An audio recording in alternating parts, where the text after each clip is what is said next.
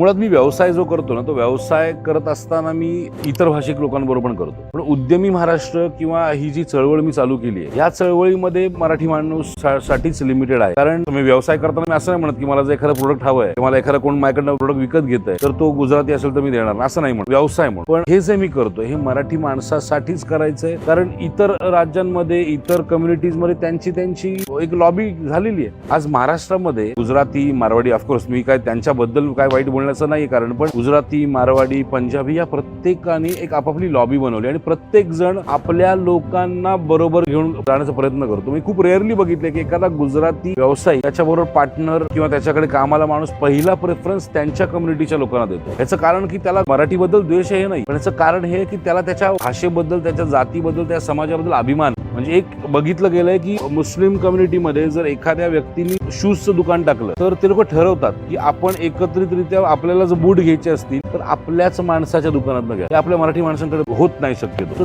ते एक मानसिकता उभी करणं गरजेचं आहे.